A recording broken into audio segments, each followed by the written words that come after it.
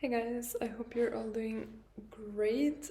Today I want to focus on a topic that I think I haven't made like a full video on, but I've mentioned it again and again.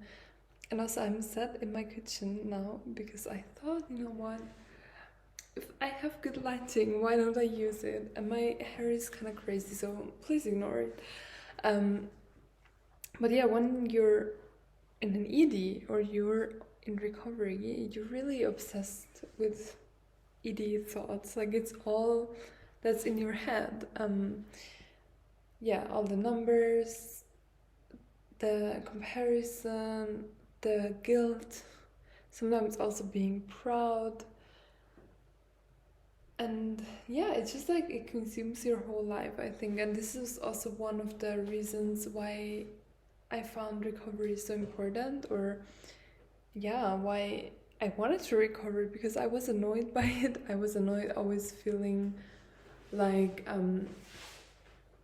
yeah, how do I say, like my whole life just turns around this stupid issue I have.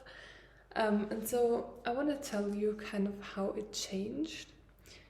And also, I don't think I've gotten as deep into an ED as other people have. I think I for sure was very lucky that it didn't last too long. So I still like had a lot of different hobbies and friendships, but towards the end, I think of course it got a little bit more extreme. So um, I was on holidays with my mom. This was really the last holidays before I started my recovery, because I noticed it was really, really bad. But every time I talk with her, like after some talking, I wanted to start discussing something related to my ED with her. Really, whether it was exercise, whether it was calories, food in general, healthy foods, unhealthy foods, being big or small, whatever. Like, really, it was just as long as it was kind of connected to my ED, even though I didn't tell her I had one, it was just I wanted, like, my mind was obsessed with food and exercise and body, and that's all that I wanted to talk about. It was really sad. I couldn't talk about anything else. I had no other interests. It was extremely sad, actually. So, and at some point she was like, chill, can you not talk about anything else? Which is a very harsh truth, but honestly, I needed it because, I mean, who wanted to talk to a person that was constantly only talking about food and exercise? It was very sad. And I didn't even think it was that extreme, but apparently it was. Because she also likes to talk about that stuff, but really not as extreme as me back then. So then I started recovery, and as I said, I still kept other hobbies. It's not like I completely gave them up, but they were just like I kind of had to force myself to do them. It was not that I really looked forward to any of those hobbies. Um, and then during kind of the first year of recovery, I don't think my mind really started to become obsessed with other things.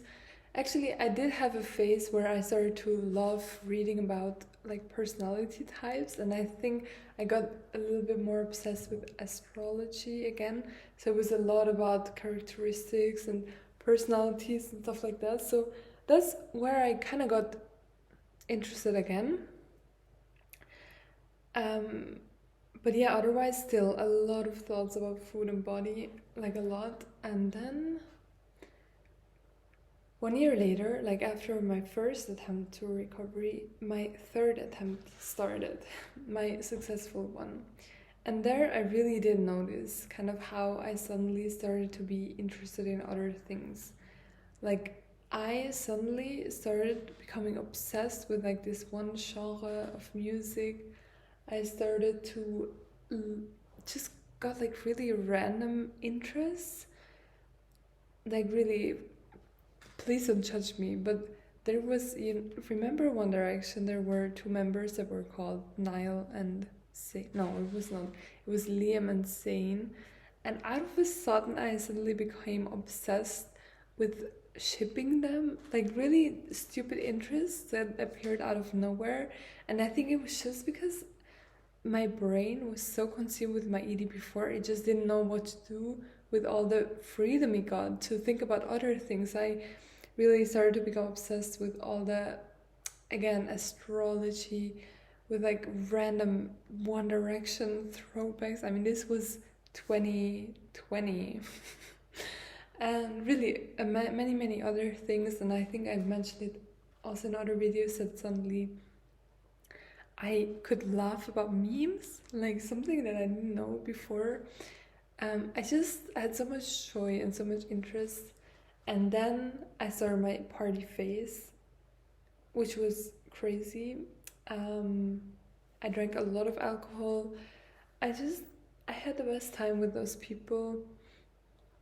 We did so many things. We did a lot of partying. I also honestly had to do a lot of school stuff. It wasn't difficult, but it was a lot to do. So it also kind of filled up my time.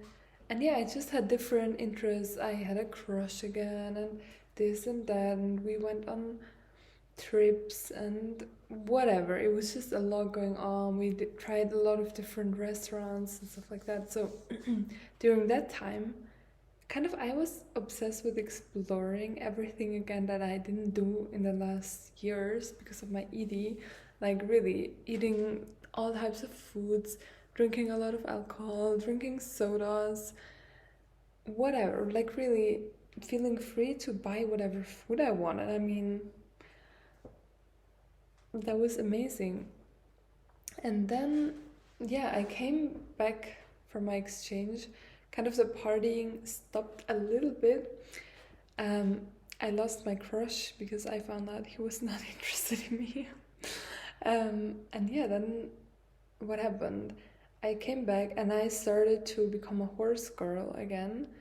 Um, yeah, I started going to horse twice a week, sometimes even 3 times. Can you imagine? While studying full time and working 2 days a week at a pizza shop, which was very, I don't know, an interesting experience for sure, because I came together with people that I would have never met otherwise. Like a lot of people that have completely different jobs in completely different industries that I did not go to school with, because in Switzerland, you're actually, it's kind of weird.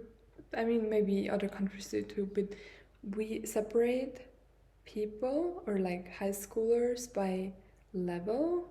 So you have the highest, which was where I went to because I was a little nerdy and I didn't have any hobbies except for reading as a child.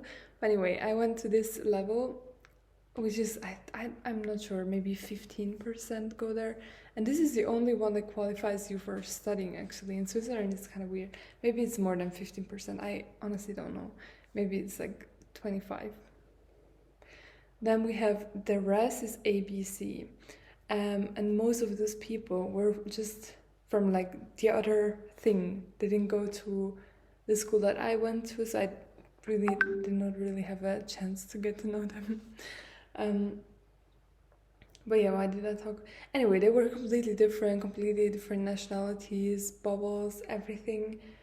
That was very, I don't know, like I think in the year after my recovery, like after my party phase, I kind of went into like straight back to living. I started dating my boyfriend that I now have and that I live together with in this apartment. So I started dating him. This was like, honestly, for half a year. It was or more, actually. It was like 12 months. It was at the really up here. It was all I could think about. Then of course this working at this pizza shop, I don't know why it was so transformative for me, or not transformative, it was just a very different experience than before. I did also work at a bakery once, but it was mostly women, and now it was like a lot of men that, I don't know, it was just very different. Then I also was studying.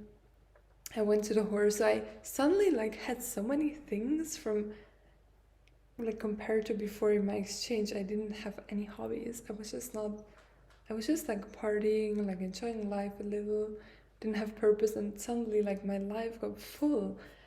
Dating, horse. I went back to my hobby, like scouting. I worked at this pizza shop.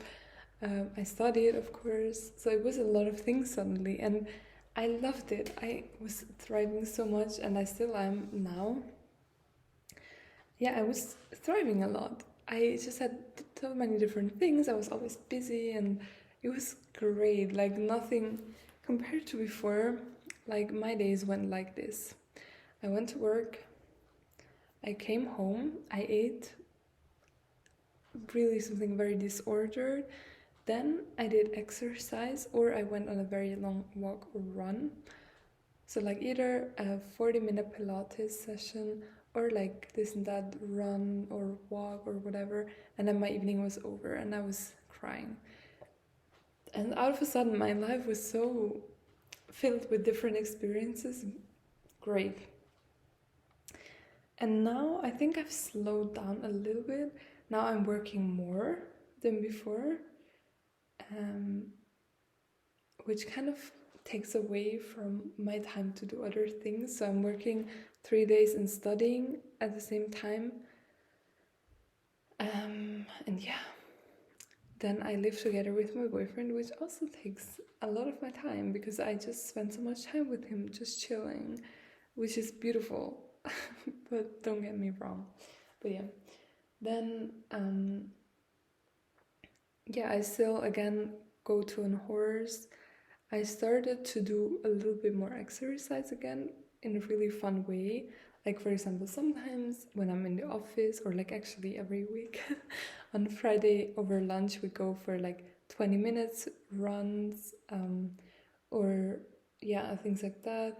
Then of course like family events and meeting friends, going out, and but to be very honest, like most of my time is my masters or my work, or just relaxing because I don't have energy left. But yeah, so I'm just telling you, I think you will be surprised how much new capacity you will have to think about things and find joy in things that you didn't have because you were like so obsessed with the stupid eating disorder. And yeah, as a little finish, I want to show you. Do you see that? My boyfriend, I love him. He was like, after Easter, let's go to the shop Tuesday morning at 8 a.m. and buy like all the Easter bunnies that are now 50% off. So we got some Easter bunnies. We got even more, which are on the table there. So yeah, let me tell you, this is the biggest eating recovery tip. Get a boyfriend that really has zero cares about food. But yeah, bye. I hope you have a lovely weekend.